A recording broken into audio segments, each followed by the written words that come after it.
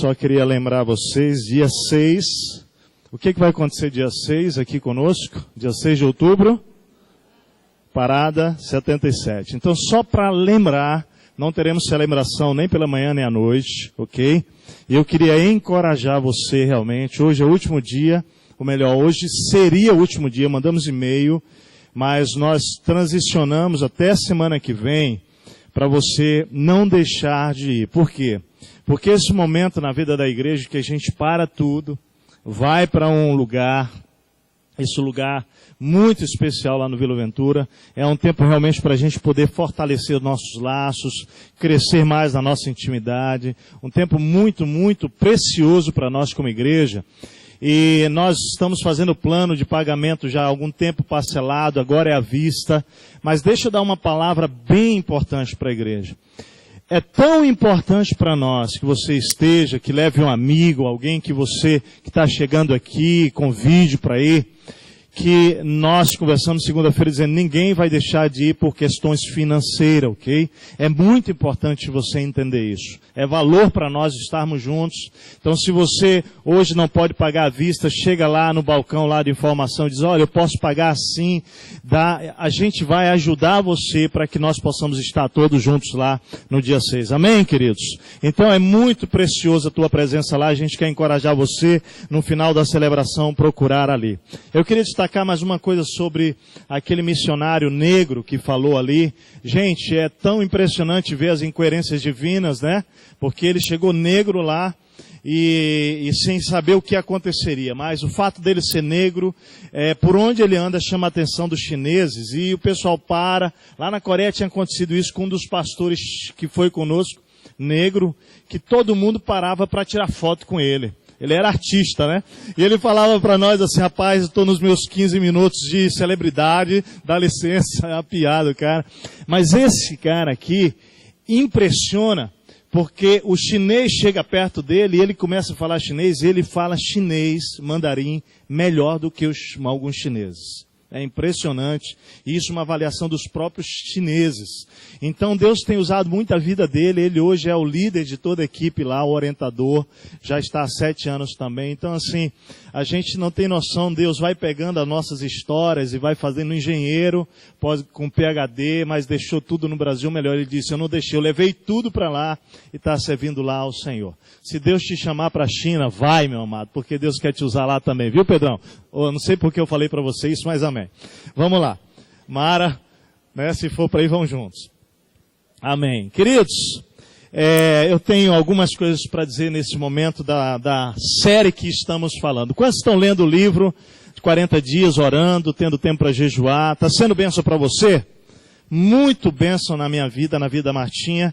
E eu queria hoje repartir com você, eu prometo que até 9h15 eu quero terminar isso aqui, ok? Nós vamos ministrar hoje sobre restauração da identidade, restaurando a minha identidade, baseado no devocional 28 e 29, né? Se você leu hoje, você já vai ouvir coisas aqui amanhã, muito interessante. O texto base nosso hoje, segunda carta aos Coríntios, Paulo escrevendo àquela igreja, capítulo 3, versículo 5, diz assim, não que por nós mesmos, Paulo estava falando um pouco da história, de como Deus estava usando a sua vida, sejamos capazes de pensar alguma coisa como se partisse de nós. Pelo contrário, a nossa suficiência vem de Deus. Aqui nós temos um homem de Deus, reconhecendo que tudo que estava acontecendo na sua vida era uma capacidade que vinha de Deus. A sua identidade, não é, de ministro, aquilo que ele realizava, tinha a ver com a suficiência dada pelo próprio Deus. Eu queria que a gente pudesse orar mais uma vez e pedir a graça de Deus para que a gente ouvisse aquilo que Deus tem para falar ao nosso coração. Pai, tanta coisa o Senhor já ministrou aqui através de canções, orações, testemunhos. Mas eu peço que agora no repartir aquilo que o Senhor tem ministrado pela Tua palavra a nós, que, ó Deus, chegue aos nossos corações, que, Senhor, a nossa identidade espiritual possa transcender a qualquer outro tipo de identidade que o mundo queira nos dar, ou que nós queiramos ter. É a nossa oração, Pai, em nome de Jesus. Amém. Eu penso que a vida cristã, ela é simples, todavia ela é profunda. Parece que as coisas não são coerentes, mas é exatamente isso. Cristo nos chama para ver uma vida simples. O Evangelho é simples. Todavia, o jeito e a vida que Deus nos propõe é um padrão elevado. Muito acima daquilo que a nossa sociedade tem adotado como padrão de vida. Ser discípulo de Jesus é ter e viver o seu próprio caráter. Para mim, pensar em dizer e declarar que eu sou um discípulo de Jesus traz comigo uma tremenda responsabilidade de assumir a vida de Cristo como modelo para a minha vida. Recebemos a mente dele quando nos convertemos, vamos falar sobre isso, o coração dele. Recebemos o Espírito Santo quando temos encontro com Cristo Jesus. E agora a nossa responsabilidade é imitá-lo. É viver com uma nova mente, com uma nova atitude que procede do alto, que procede de Deus para a nossa vida. Quando a gente estuda o Sermão do Monte, que tem sido a base desses 40 dias, parece que é difícil aplicar e viver aquilo que Cristo nos ensina, aquilo que Ele transmite. Mas o Sermão do Monte trata-se do próprio caráter de Cristo. Precisamos entender que através do poder, presta atenção, sobrenatural, da nova identidade que recebemos, que é o Espírito Santo habitando em nós, nós podemos viver sim aquilo que Cristo nos ensina. Quando a gente olha para as Escrituras, a gente percebe que Deus preparou todas as condições para que nós possamos ter essa vida, a vida de Cristo. E o que nós vamos ver hoje, à luz da palavra, sobre essa nova identidade, quando nós nos arrependemos dos nossos maus caminhos, nos confessamos que somos pecadores, é que nós recebemos a capacitação sobrenatural para essa vida identificada com a vida de Cristo. Não é com a religião batista, não é com a religião B ou C, mas é a identidade de Jesus. Isso significa que quando nós nos convertemos a Cristo, presta atenção nisso aqui, quando nós dissemos, eu sou um discípulo de Cristo, há uma mudança de vida, de perspectiva, que influencia o meu dia a dia. Não pode influenciar apenas o seu domingo. Não. De ir a um lugar cultuar, de ir a um lugar se reunir com pessoas para adorar a um Deus vivo, não. A dimensão de ser discípulo de Jesus implica mudanças que vão atingir a sua vida diariamente. A minha vida diariamente. A propósito, se não está acontecendo, tem alguma coisa errada, porque é isso que acontece. Por exemplo, se você antes roubava, agora em Cristo, nessa nova dimensão de vida, nessa nova identidade, você não rouba mais. Antes, você trabalha e além de trabalhar, você ajuda os outros com o que você recebe. Está lá em Efésios capítulo 4. A Bíblia vai dizer que em Cristo, se você antes abria a sua boca e só tinha imundície para falar, imoralidade, agora as suas palavras em Cristo vão produzir vida e vão produzir edificação para quem ouve. Está lá em Efésios 4. Se você antes de Cristo maltratava, por exemplo, a sua esposa, não é? Se você antes de Cristo traía a sua esposa ou traía o seu marido, era infiel ou você, marido ou esposa, em Cristo agora, você vai tratar o seu marido com respeito, você vai tratar a sua esposa com honra, você vai tratar com lealdade, com amor.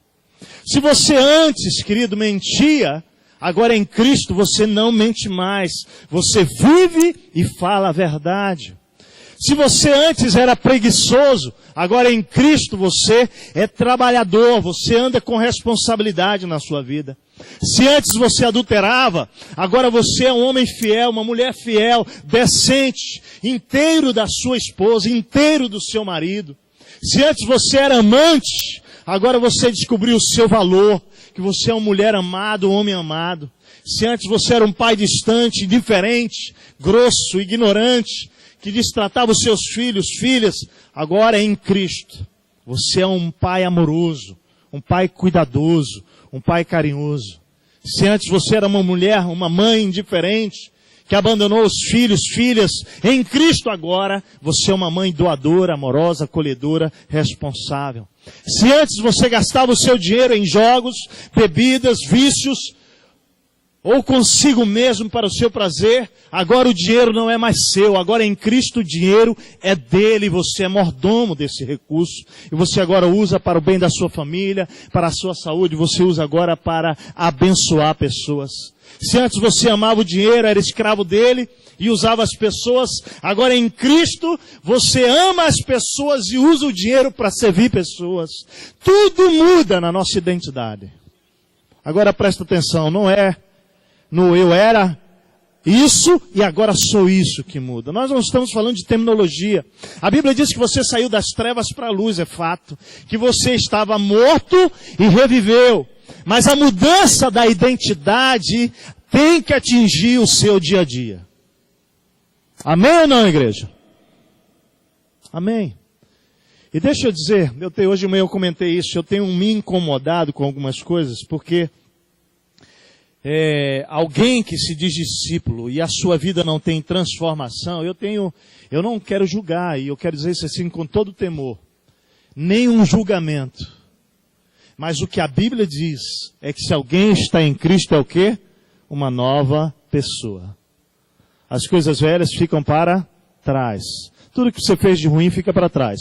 Mas a sua identidade pecadora, dominante, presta atenção, ela também fica para trás. Você continua sendo o ser humano que peca, mas isso já não domina a sua vida, porque agora quem o domina é o Espírito Santo de Deus.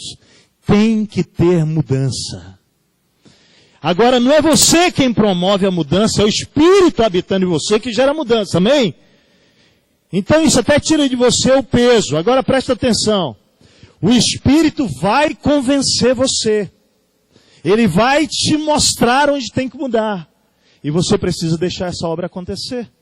Essa é a sua parte. É dizer, Senhor, vem e transforma. Senhor, opera em mim. Porque tem que ter mudança. A Bíblia diz que você não é mais escravo dos seus pecados. Por isso você não pode dizer, eu não consigo isso, ou não consigo aquilo, porque em Cristo Jesus nós somos mais do que vencedores. Nós não estamos falando aqui de vitória financeira, de prosperidade, nós estamos falando de mudança de vida. Aquilo que lhe controlava, lhe dominava na escravidão, agora não tem mais domínio sobre você. Eu penso que a possibilidade, eu quero dizer isso assim com todo temor, a propósito, muito bênção que a gente viveu nesses 20 dias, mas dá uma saudade da nossa família e da nossa família espiritual da igreja, viu? Estava morrendo de saudade de estar aqui. Semana passada a gente viria ao culto da noite, não é? Mas chegamos de madrugada às 2 da manhã, à 1 da manhã, e aí 6 horas levantamos, 3 horas levantamos por causa do fuso já. 3 horas tentamos dormir, 5:30 estava em pé, e aí teve casamento de manhã, depois ficamos até levar a sogra no aeroporto, chegamos em casa 2:30, 3 horas da tarde, vamos tirar um cochilo porque já não aguentava, os olhos estavam grudados assim, né? 12 horas de fuso, e aí quando acordamos já era quase 7 horas, não conseguimos vir. Mas eu quero dizer uma coisa com todo amor para vocês hoje, todo temor no meu coração que eu vou dizer. Eu penso que a possibilidade de termos muitas pessoas aqui convencidas e não convertidas a Cristo, declarando que são discípulos de Jesus, mas não são, é grande. Teste está julgando, não estou julgando, e eu quero de todo o meu coração dizer que o Espírito não é esse. Mas eu quero levá-lo nessa noite a refletir seriamente que a vida cristã tem que produzir mudança. Cristo muda você e eu a partir do momento que Ele habita em você pelo Espírito. A minha casa era uma bagunça, Deus começa a colocar em ordem, gente. O meu caráter era confuso, Deus começa a organizar e tratar o meu caráter. A minha vida financeira e o dinheiro para mim era Deus começa a tirar isso da tua mão. Deus começa a operar. Se isso não está acontecendo na tua vida, presta atenção, reflita. Jesus se refere aos religiosos da sua época, chamando aqueles fariseus de sepulcros caiados. E essa palavra é um alerta para a nossa igreja, porque, amados, o que eu tenho visto, infelizmente, são pessoas se autodeclarando discípulos de Jesus. E hoje eu estava dizendo de manhã para a igreja, cara, eu tenho passado constrangimento de pessoas me procurarem, dizendo, olha, fulano de tal é membro da sua igreja? Cara, pois esse cara é caloteiro. Fui pego numa festa para isso. Aquele cara é caloteiro, já deu calote em mim, já deu calote do fulano de tal, ele é membro da tua igreja. E hoje eu disse assim, querido, deixa eu dizer uma coisa para você. E graças a Deus, esse indivíduo amado que está aqui no nosso meio, que a gente está aqui, está no nosso caminho, a gente está tentando ajudá-lo. Eu disse para ele, cara, faz um favor, não disse que você é membro da igreja não, disse que você frequenta a nossa igreja, que você está lá buscando crescer, porque aqui não tem perfeito, amém, igreja? Amém? Que ninguém aqui é perfeito? Nós não estamos falando disso. Mas eu estou dizendo da responsabilidade de você se identificar como discípulo de Jesus e estar dando calote aí fora. Não, pera aí, porque discípulo de Jesus, Cristo não deu calote em ninguém, nós somos discípulos dele. É tão simples assim o cristianismo. É olhar para ele e procurar viver como ele viveu. Mas ter integridade de dizer, olha, eu estou lá na igreja, mas ainda não consegui viver isso aí. Tá, eu estou no caminho. Porque, gente, isso é muito sério o nosso testemunho. E por isso que está caindo nesse descrédito hoje, se dizer que você faz parte de uma identidade cristã, porque tem tanta gente se autodeclarando discípulo de Jesus, mas não tem nada a ver com discípulo. O cara se convenceu que Jesus Cristo é Senhor, que ele até precisa de Jesus, mas esse cara não tem sujeitado a sua vida ao senhorio de Cristo. Isso é sério. A identidade do discípulo é servo. O que caracteriza o discípulo de Cristo é a obediência a Cristo. Não é frequentar um culto, não importa o horário do culto que você vai ou quantos cultos você vai.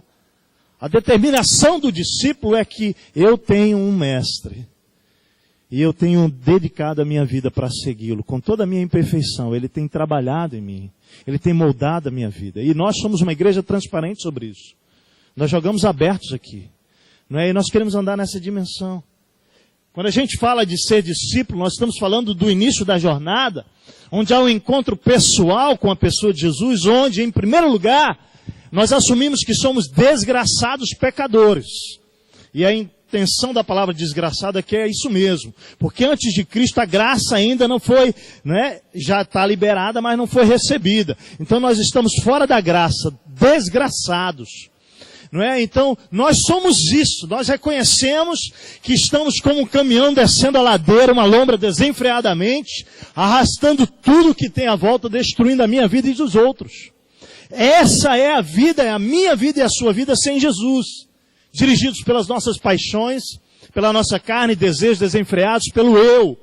Nossos pecados nos dominando. E algum dia, nós precisamos confessar isso a Jesus. E dizer, eu sou isso, tem misericórdia da minha vida. Nos arrependemos dos nossos pecados e a palavra de Deus diz que Cristo vem e nos sela. Nos carimba com a presença do Espírito Santo, nos perdoando de todos os nossos pecados. Nova identidade, nova criatura. A questão não é reconhecer quem é Jesus da boca para fora, mas verdadeiramente enxergar a minha miséria e podridão, me arrepender desse estilo de vida, confessar os meus pecados, minha autossuficiência e convidar Jesus, o Filho de Deus, para me governar, presta atenção, para dirigir a minha vida.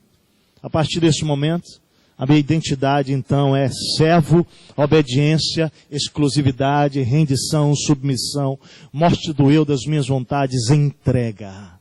Tudo é teu, eu sou teu. Então ouça, para autorreflexão e avaliação hoje. Se você se diz discípulo, sua vida apresenta o fruto da vida de Cristo. Se não, existe uma grande probabilidade que você esteja apenas tomando o caminho do religioso fariseu. Provavelmente você não tenha Jesus como Senhor da sua vida ainda, mas é o que Ele quer ser. E nós estamos aqui para falar do privilégio dessa nova identidade. Vamos ver então no que implica essa nova vida, essa nova identidade, com uma nova capacitação para viver. Qual é essa nova identidade, resultado do arrependimento e fé em Jesus? Primeiro, nós passamos a ter a mente de Cristo. Não é mais a minha mente que governa a minha vida, mas nós somos governados pela mente de Cristo. Pois quem conheceu a mente do Senhor que eu possa instruir? Nós, porém, temos a mente de Cristo. 1 Carta aos Coríntios, capítulo 2, 16. A Bíblia afirma que o discípulo de Jesus passa a ter a mente de Cristo. E naturalmente os pensamentos, então, acerca da vida vão mudar. Por exemplo, você que antes de Cristo pensa que a sua vida não vale nada, é uma desgraça, é melhor morrer. Quando você se identifica com a pessoa de Cristo, você passa então a olhar para a vida com os outros olhos, com outros olhos.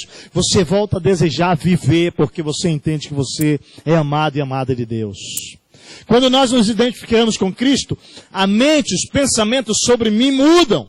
Eu me vejo na perspectiva de Cristo. Eu não sou mais um lixo imprestável, mas eu sou amado e mais do que vencedor por causa de Cristo. Eu também não penso que eu sou Deus, mas eu entendo a minha identidade de homem falível e que eu preciso de Deus e para que eu possa então ter uma novidade de vida. Os pensamentos mudam acerca do mundo. Já não vale mais ganhar o mundo inteiro e perder a minha alma ou a minha família. Deus muda a nossa mente. Deus muda a nossa mente sobre os valores. O prazer se torna fútil e temporal. Eu passo a desejar viver a vida com significado. Os pensamentos vão mudar sobre Deus e sua existência. Deus não é um ser distante, uma utopia. Ele é uma pessoa e eu passo a experimentar a pessoa de Jesus na minha própria vida. E queridos, como isso tudo pode ser uma realidade, nós devemos entender que ao recebermos Cristo, nós morremos com Ele e ressuscitamos com Ele. E a Bíblia vai dizer então que nós recebemos uma nova mente. Não é a mentalidade mais carnal, mas agora a mentalidade do Espírito. Em segundo lugar, o que essa nova identidade produz como resultado de arrependimento e fé em Jesus? Nós recebemos não apenas uma nova mente em Cristo, mas nós recebemos um novo coração. A Bíblia diz, dar-vos-ei coração novo, e porei dentro de vós um espírito novo. Tirarei de vós o coração de pedra, e vos darei um coração de carne. Quantos aqui são capazes de admitir que possuíam um coração duro, empedernido, antes de Cristo? Deixa eu ver aqui. Gente, vocês não têm noção como era o meu coração. Eu cheguei na minha adolescência, eu me converti aos 19 anos. Meus pais me procuraram e disseram, olha, nós vamos parar de falar para você isso, porque você não nos ouve. Mas tem uma voz que você não vai resistir, é a voz do Espírito de Deus. E essa foi uma profecia. Porque o meu coração era tão empedernido para ouvir a voz deles. Eu falei, mas tem uma voz que você não vai resistir. Glória a Deus, 19 anos, a voz do Espírito Santo realmente penetrou como uma espada, não é? Assim, lá na minha alma e transformou a minha vida e eu atendi o chamado desse Deus. A Bíblia afirma isso, que Deus vai mudar o coração, tirar de pedra e colocar um coração de carne, sensível à sua voz. Sabe, às vezes você olha para alguém e diz, cara, o coração dessa pessoa é muito dura. Eu quero dizer assim, ora pela salvação dela, porque no dia que ela se converter, Deus coloca um coração de carne e muda o coração dele. E é lindo esse tipo de mudança. Isso aconteceu com todos nós que cremos nele. Esse novo coração se refere à presença do Espírito Santo em cada um de nós. Por isso muda o coração. Jesus disse, eu pedirei ao Pai e Ele lhes dará outro conselheiro para estar com vocês para sempre, o Espírito da verdade. O mundo não pode recebê-lo, porque não o vê nem o conhece. Mas vocês o conhecem, pois Ele vive com vocês e estará em vocês. Não os deixarei órfãos, voltarei para vocês. O texto apresenta a promessa do conselheiro, o Espírito Santo, para estar para sempre conosco e depois afirma que Ele voltará para nós. Creio que aqui Jesus não está falando da segunda vinda, mas sim da sua presença conosco através do Espírito Santo. Quando Ele fosse, o Espírito então seria enviado. E é importante entender que o Espírito que habita em nós agora, que foi nos enviado, todos aqueles que creem, ele tem funções importantes na nossa vida. Primeiro, o Espírito, ele trabalha para nos convencer dos nossos pecados, amém? Na verdade, nós só confessamos um dia que éramos pecadores, porque um dia o Espírito nos convenceu disso. Então não adianta você tentar mostrar para fulano A, B ou C a condição que ele está. Mas o Espírito é capaz de revelar isso à pessoa. E da mesma maneira, depois de convertidos, ele continua a nos convencer, não é verdade? Quando a gente pisa na bola, quando a gente faz algo, o Espírito logo vem e nos convence. João 16:8 diz, quando ele vier, convencerá o mundo da justiça e do juízo. Em segundo lugar, o Espírito Santo, que nos dá esse novo coração, ele nos dá o poder para sermos testemunhas de Cristo na evangelização do mundo. Atos 1:8 diz que nós receberíamos poder e recebemos poder quando o Espírito Santo desceu sobre nós para que nós fôssemos testemunhas em Jerusalém, Judeia, Samaria e confins. Quando você pensa que você não consegue testemunhar sobre quem é Deus e sobre o que Deus tem feito na sua vida para alguém, você precisa lembrar que o Espírito Santo está em você para que você seja essa testemunha poderosa de quem ele é, até lá na Amazônia, né, Gustavo? Ô, rapaz, fiquei tão feliz sabendo que teu batismo foi lá, hein? Assisti o teu batismo, cara. Lindo, glória a Deus, fiquei feliz demais. Né? E aí pega um cara jovem, convertido, leva para a Amazônia, e lá na Amazônia ele vai testemunhar lá para as crianças. Quem é que te deu poder para isso? Sabe quem foi, Gustavo? O Espírito Santo que abriu a tua boca. Eu já soube que aquelas criancinhas lá ficaram empolgadíssimas, né? E aquele povo empolgado. É assim que Deus faz. Nós não podemos ter medo, recebemos de graça esse Espírito. Olha só, o que mais o Espírito nos proporciona, ele nos dá o caráter de Cristo através do fruto do Espírito. O fruto do Espírito é amor. Quem quer amor aí, levanta a mão na sua vida. Continua, cada coisa que eu falar, você levanta a mão se você quiser, tá? Eu quero amor, o Espírito Santo dá alegria. O Espírito Santo dá paz. O Espírito Santo dá paciência. Quem precisa de paciência aí? Hã? O Espírito Santo dá amabilidade. Quem precisa ser mais amável? O Espírito Santo dá bondade. Quem precisa ser mais bondoso? O Espírito Santo dá fidelidade. Quem precisa ser mais fiel a Deus e aos outros? Aqui o pessoal ficou tímido. Estão dizendo que eu sou fiel, minha esposa. Levanta a mão, rapaz. Quem precisa de mais mansidão? Oh, aleluia, Radassa. Quem precisa de mais domínio próprio? Levanta aí. Agora deixa eu fazer uma pergunta. Obrigado pela honestidade. Deixa eu te fazer, onde é que você está procurando essas coisas? Se isso já está em você. Sabe o que a gente faz? A gente vai para o culto para achar essas coisas no culto. Quando essas coisas já estão disponíveis, o Espírito Santo já deu para você e para mim todos os recursos necessários, amor, alegria, paz, paciência, bondade, benignidade, amabilidade, mansidão e domínio próprio. Sabe para quê? Para que eu possa viver todos os meus desafios diários, como profissional, como pai, como mãe, como vizinho, como vizinha, como sogro, como sogra, como nora. Tudo já está em você. A sua identidade é essa. Agora lembra por que eu disse que toda a vida de Deus já está em nós, certo? Nós somos espiritualmente completos, perfeitos, porque o Deus perfeito já habita em nós, amém, queridos? Agora por que na prática nós não somos? Sabe por quê? Por causa das dobras da alma. Mas tudo isso já está em nós. E por isso que à medida que nós nos rendemos a Ele, que nós nos prostramos, de repente a gente começa a fluir de nós todas essas virtudes do Espírito. Agora deixa eu te ensinar só mais uma coisa sobre isso. Minha visão. Eu não acredito que você tenha uma e não tenha outra, tá? Porque é um fruto, é como uma poncã. Então se você tem a amabilidade, você tem um domínio próprio, se você tem um domínio próprio, você tem a fidelidade. Toda vez que você estiver cheio do Espírito, vai fluir da sua vida todas essas virtudes para você viver a vida com poder e glória para a honra do Senhor. Amém, queridos? Em último lugar aqui, sobre o Espírito, sobre esse novo coração, Ele nos dá os dons espirituais para nós servirmos. Né, lá em 1 Carta aos Coríntios, capítulo 12, ou 1 Pedro 4:10, melhor dizendo, vai falar claramente sobre isso. Cada um exerce o dom que recebeu para servir os outros, administrando fielmente a graça de Deus em suas múltiplas formas. Se alguém fala, faça como quem transmite a palavra de Deus. Se alguém serve, faça com força que Deus provê, de forma que todas as coisas de Deus seja glorificado mediante Jesus Cristo.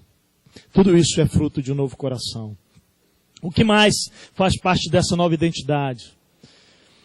Resultado do arrependimento e fé em Jesus. A Bíblia diz que nós estamos em Cristo. quando nos arrependemos e colocamos nossa fé nele. 2 Coríntios 5,17 diz isso, e assim se alguém está em Cristo, é nova criatura. As coisas antigas já passaram e eis que se fizeram novas. O Novo Testamento está cheio, repleto de afirmações sobre essa nossa posição em Cristo, essa identidade. Estamos em Cristo. E o apóstolo Paulo, ele aprofunda essa ideia mostrando a realidade da nossa vida escondida em Cristo em Efésios. Quando ele escreve à igreja lá em Éfeso, ele diz o seguinte: todavia, Deus que é rico em misericórdia, pelo grande amor com que nos amou, deu-nos vida com Cristo, quando ainda estávamos mortos em nossos pecados e transgressões. Pela graça vocês são salvos. Deus nos ressuscitou com Cristo e com Ele nos fez assentar nos lugares celestiais em Cristo Jesus. Agora observe isso aqui. Na língua original, há 3 palavras que têm a preposição grega sum, que indicam uma inclusão completa. Quais são os verbos? Vivificou, quer dizer que Deus deu-nos vida com Cristo, vivificou. Ressuscitou é a segunda palavra, nos ressuscitou com Cristo, e assentou, quer dizer que nós nos assentamos nos lugares celestiais com Cristo. Isso mostra que nós somos completamente incluídos na vida de Cristo. Agora presta atenção, a vida de Cristo que não é após a morte, nós a vivemos aqui na terra, amém? Para viver aqui na terra, essa vida com Cristo, ok? Ele nos ressuscitou. E aqui já está falando da dimensão não terra, ok? A vida é para viver na terra. Ressuscitou é que um dia nós vamos viver no céu, amém? Com Ele. Mas ele vai falar das dimensões celestiais e que nós já estamos assentados nas regiões celestiais. E aqui ele está falando sobre a autoridade que Deus nos deu para que nós pudéssemos combater as trevas desse mundo espiritual invisível sobre o qual nós não estamos vendo, mas ele existe, todo principado e potestade nas regiões celestiais. 3 áreas de governo, consegue entender? A identidade que recebemos, ela nos dá governo na terra através da vida de Cristo, ela nos dará governo para reinar eternamente com Cristo e julgar o mundo, e nos dá governo nas regiões celestiais para combater as trevas enquanto estivermos aqui. Isso é a sua identidade. Você quer ela? Se alguém está em Cristo, nós estamos em Cristo. Em último lugar, o arrependimento e fé em Jesus produz na minha identidade. Agora o quê? Cristo agora está em nós. O terceiro ponto é, qual é? Nós estamos em Cristo. Deixa eu explicar. A ideia do nós estamos em Cristo aqui, que é o terceiro ponto, para eu ir para o quarto, para você entender, é a ideia, queridos, de que você tivesse, imagine você entrou, mergulhou no rio, ok? Tenta imaginar isso. E esse rio é o próprio Deus. Então agora você está em Cristo, você está inserido no rio, você está inserido na vida de Cristo. Agora o texto diz, se você olhar, não é que Cristo agora está em nós, Ele habita em nós, Ele está presente. 1 Efésios capítulo 1, versículo 13 diz que se você ouve o Evangelho e crê naquele que enviou, você é selado com o Espírito, ok? Ele vem habitar em você. Agora Ele está em você. Agora a ideia passa a ser o seguinte. Quando você entra no rio, e você agora está no rio, não apenas acontece um lado da dimensão, mas aqui acontece a lei da física, que é a seguinte. Quando você entrou no rio, você possuiu o rio, certo? Você entrou no rio. Mas quando você está no rio, o rio possui você também.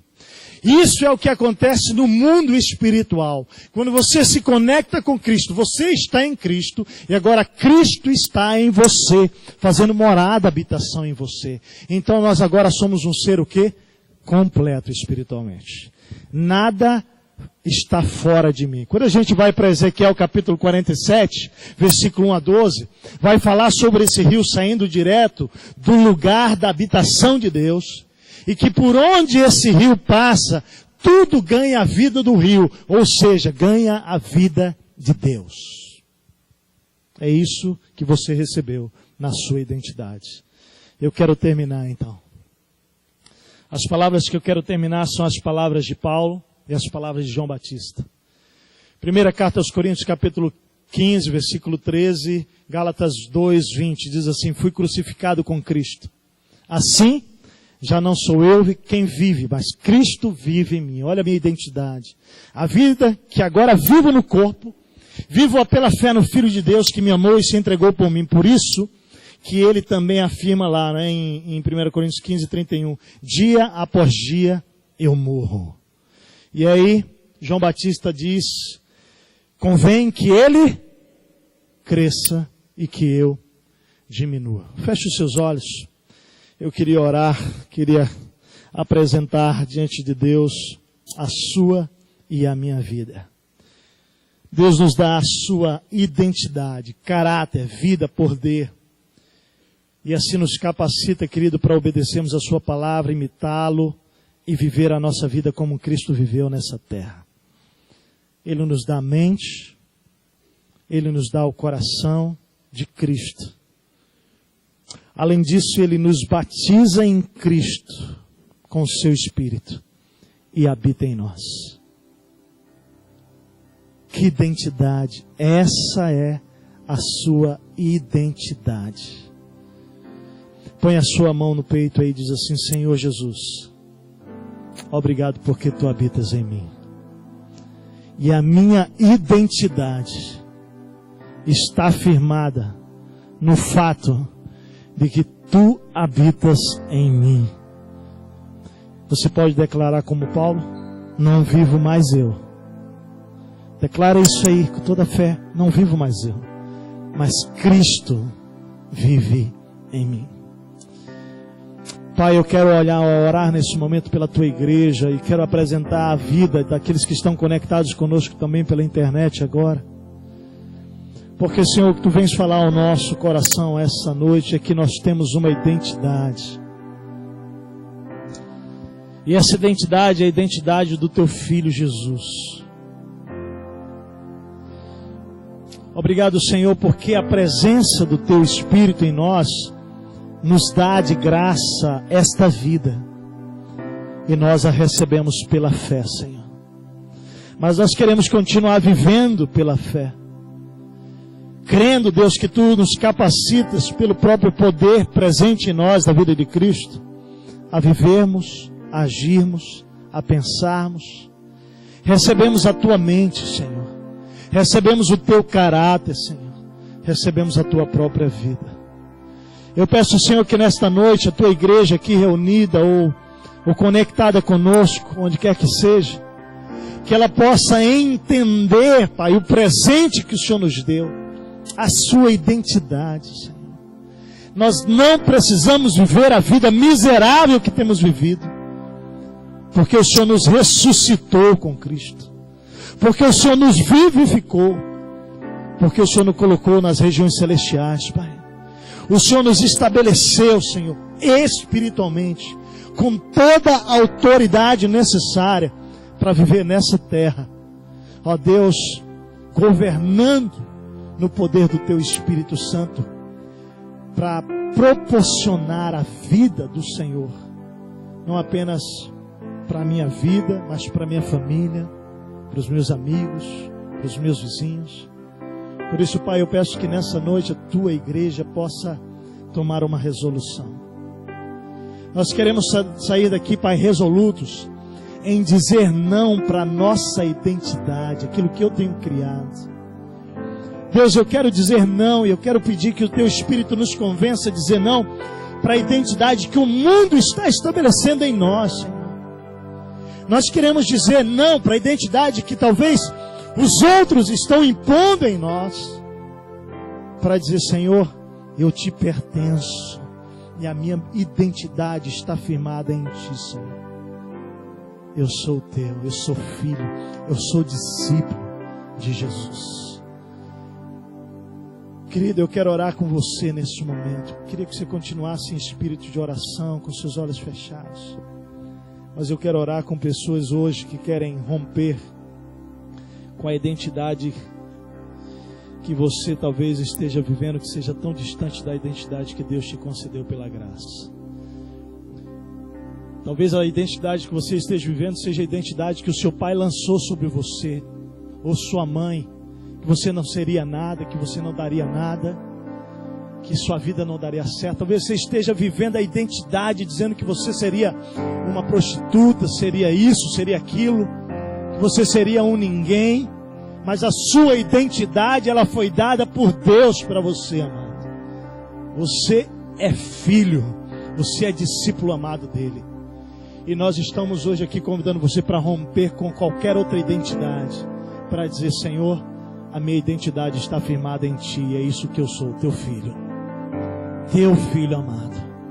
E se você quer dizer não para qualquer outra identidade, querido, para viver a identidade que o Senhor te deu pela graça, fique em pé onde você está, dizendo: Senhor, obrigado por essa identidade, eu quero agarrar com todas as forças, eu quero viver a minha vida baseado nessa identidade que o Senhor me deu, estabelecida pelo Senhor, Pai. Se levanta, mano. Essa identidade dada pela graça para você, pela graça para você.